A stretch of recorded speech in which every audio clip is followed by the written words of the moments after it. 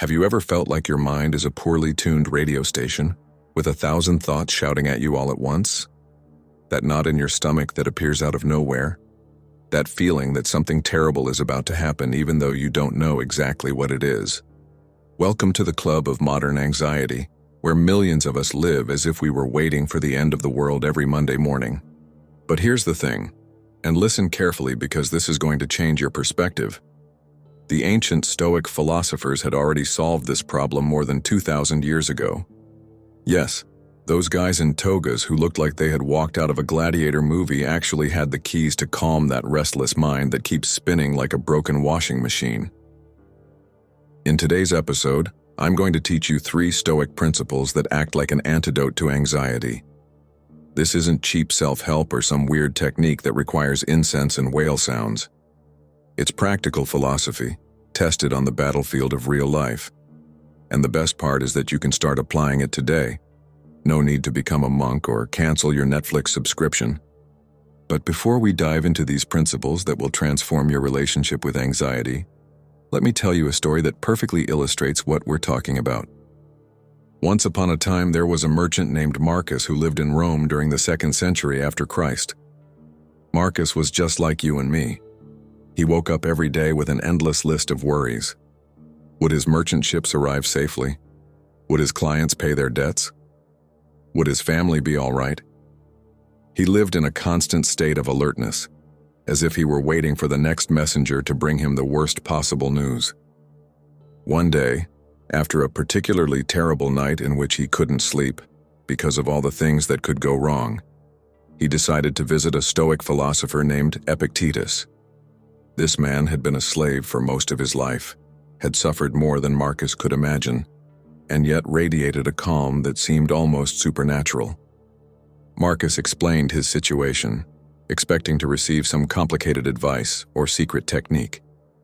But Epictetus simply smiled and said something that changed his life forever. "Marcus, you are suffering from things that exist only in your imagination. You are fighting battles that have never been declared and worrying about enemies that may never appear." That conversation was the turning point. Marcus learned 3 fundamental principles that not only calmed his anxiety, but also made him one of the wisest and most serene men of his time. And these same principles, my friend, are the ones you're going to learn today. Before we begin with the first principle, if you find this kind of content valuable, don't forget to like the episode and subscribe to the channel. That helps me tremendously to keep creating content that can truly change your life. Let's begin with the first Stoic principle to calm your anxiety. Principle number 1, the dichotomy of control. This is the foundation of all Stoic philosophy and probably the most powerful tool that exists for dealing with anxiety. It's so simple that it seems obvious, yet so profound that it can completely transform your experience of life. The idea is this: in any situation that causes you anxiety, there are only 2 categories of things: those you can control and those you cannot control. Period. There is no gray area, no middle ground. You either have control over something or you don't. Think about it for a moment. When you feel anxious about a presentation at work, what exactly are you worried about? Probably that people will think poorly of you, that you'll make a fool of yourself, that your boss will decide you're not competent enough. But let's analyze this through the Stoic lens. Can you control what other people think of you? No. Can you control whether your boss considers you competent based on a single presentation? No. Can you control whether someone in the audience happens to be in a bad mood that day and acts hostile? Definitely not. So what is it that you can control? You can control how well you prepare. You can control your attitude before walking into that room. You can control how you respond if something doesn't go as planned. You can control whether you choose to see mistakes as opportunities for learning or as proof that you're a failure. Here's the trick that changes everything. Anxiety always, and listen closely, always arises when you're trying to control things that are outside of your control. It's like trying to direct traffic from your car. You can yell, gesture, and stress yourself to the point of a heart attack, but the other drivers are going to do what they're going to do. The Stoics had a fascinating mental exercise for this. They imagined a circle around themselves. Everything inside the circle represented things under their control: their thoughts, their actions, their emotional responses, their values, their effort. Everything outside the circle represented things beyond their control: the actions of other people, the weather, the economy, the past, the uncertain future. The golden rule was simple: invest your energy only in what's inside your circle. Everything else, accept it as part of the natural flow of life. But here's the part that's really going to blow your mind. When you start applying this principle consistently, something magical happens. Not only do you reduce your anxiety, but paradoxically, you begin to have more influence over the things you once thought you couldn't control. Why? Because when you stop wasting mental energy worrying about things outside your control, all that energy gets redirected toward the things you can control. You prepare better, you act with more confidence, you respond more wisely. And when you do that, you naturally influence outcomes in a positive way. It's like a reverse domino effect. Instead of one worry creating 10 more, one controlled and conscious action creates positive results that ripple outward. Principle number 2, the present as a refuge. Here comes something that might sound contradictory at first. But stay with me. Most of your anxiety doesn't exist in the present moment. Read that again. Your anxiety lives in the past or in the future, but very rarely in the now. Think about the last time you felt truly anxious. I bet you were either reliving something that had already happened, regretting something you said or did, or anticipating some future scenario where everything goes wrong. But what was actually happening in that precise present moment when you felt anxious? You were probably sitting at home, walking down the street, or drinking coffee. Completely normal and safe things. The anxiety was a mental projection, not a response to any real or immediate danger. The Stoics understood this perfectly. Marcus Aurelius, who was literally the emperor of the known world and had real reasons to worry about 1,000 different things, constantly wrote about the importance of staying anchored in the present. He said something like this: confine your attention to the present moment. The past no longer exists, and the future has not yet arrived. You have power only over this instant, and this instant is where your peace resides.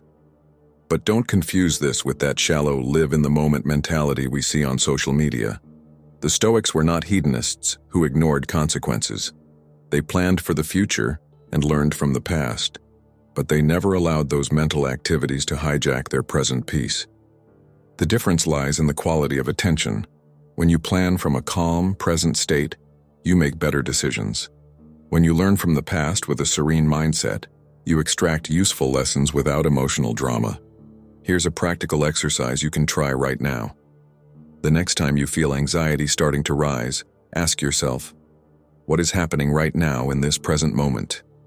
Not what could happen, not what already happened, but what is happening right now. You'll probably realize that in the immediate present you're safe, you have what you need, and the crisis exists only in your mental projection. That simple moment of awareness can be incredibly liberating. But here's the really interesting part. When you live more in the present, you don't just reduce anxiety, you also start noticing opportunities and solutions that previously slipped by because you were too busy living inside your head. It's like cleaning the windshield of your car. Suddenly you can see the road clearly and navigate much more effectively. And this leads us perfectly into the third and final principle, which is perhaps the most powerful one of all for completely transforming your relationship with anxiety. Principle number 3, Stoic anticipation. This last principle is the one that truly sets the Stoics apart from any other philosophy or technique for dealing with anxiety. And it's going to sound completely crazy at first, but once you understand it, it will feel like having a mental superpower. The Stoics practice something called premeditatio malorum, which basically means the premeditation of evils, or imagining the bad things that could happen. Yes, you read that right. While modern psychology tells you not to think about the negative, the Stoics did exactly the opposite. But wait, before you think I've lost my mind, Let me explain why this not only doesn't increase anxiety, but actually eliminates it entirely. You see, there's a massive difference between anxious worry and stoic anticipation. When you worry anxiously, your mind spins out of control imagining catastrophic scenarios, but with no plan, no mental preparation, just pure emotional panic. Stoic anticipation is completely different. It's a controlled mental exercise where you consciously imagine that something bad could happen, but from a mindset of preparation and acceptance. It's like a fire drill for your mind. For example, imagine you're worried about losing your job. Normal anxiety would have you tossing and turning in bed thinking, what will I do if I get fired? I won't be able to pay rent. My partner will leave me. I'll end up homeless. I'm a total failure. Stoic anticipation works differently. You calmly sit down and think, what would happen if I actually lost my job? Well, I'd have to adjust my budget, look for new opportunities, maybe learn new skills.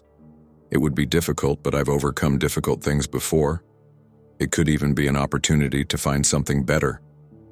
See the difference? In the first case, you're being a victim of your thoughts. In the second, you're taking control of them. You're stripping fear of its power by facing it directly. The Stoics understood something profound about human nature. Most of our suffering doesn't come from bad things that happen to us, but from our resistance to accepting that bad things can happen. When you practice Stoic anticipation regularly, something incredible happens. First, you realize you can handle far more than you thought. Second, when things actually do go wrong, you're already mentally prepared. And third, and most importantly, you stop living with that constant background anxiety because you've already processed the possibilities. It's like a mental vaccination. You expose your mind to a small, controlled dose of the poison of fear and develop immunity against it. But here's the part that will truly surprise you. When you begin practicing Stoic anticipation, you don't just become more resilient to problems. Paradoxically, you start to enjoy the good life you already have even more. Why? Because when you've contemplated the possibility of losing something, you automatically appreciate having it. When you've imagined being sick, you value your health more. When you've considered the possibility of being alone, you enjoy the company of the people you love more deeply. The Stoics called this negative gratitude. It's like viewing your life from the perspective of someone who has already lost everything, and suddenly realizing the incredible wealth you possess. Marcus Aurelius used to practice a fascinating exercise. Every morning, he reminded himself that everything he had was temporary: his health, his loved ones, his position, his possessions. He didn't do this to feel depressed, but to make sure he didn't take a single day for granted. Imagine waking up every morning with that perspective. Instead of getting up with anxiety about all the things you have to do, you rise with gratitude for all that you have. Instead of worrying about losing something, you celebrate having it. Now here comes the practical exercise that will change your life if you do it consistently. Once a week, spend 10 minutes practicing Stoic anticipation with something that makes you anxious. But do it the right way. Don't dive into emotional drama. Sit quietly, breathe deeply, and ask yourself, what would really happen if this came true? How could I respond? What could I learn? How could I grow? At first, it may feel uncomfortable, but with practice, it becomes liberating. It's like training your resilience muscle. And here's the most beautiful part of all. When you combine these three principles, you don't just calm your anxiety. You develop what the Stoics called ataraxia, which means unshakable tranquility. It's not that you'll never feel anxiety again, but when it does appear, you'll have the mental tools to process it quickly and move on. It's like having an emotionally supercharged immune system. Imagine living with that inner sense of calm, knowing that whatever happens, you have the inner resources to handle it. Imagine waking up each day not with that sense of dread about what might go wrong, but with curiosity about what life will teach you. That's not just possible. It's exactly what these Stoic principles were designed for. They've worked for more than 2,000 years, through wars, plagues, collapsing empires, and transformed lives. And now it's your turn to experience that transformation. There you have it, my friend. 3 principles that have stood the test of time and can completely change your relationship with anxiety. The dichotomy of control, to focus your energy where it truly matters. The present as a refuge, to escape the endless cycle of worries. And Stoic anticipation, to mentally vaccinate yourself against your fears. You don't need to apply all 3 at once as if you were running a mental marathon. Start with the one that resonates with you the most. Practice it for a week, and you'll see how that anxious little voice in your head begins to lose its power.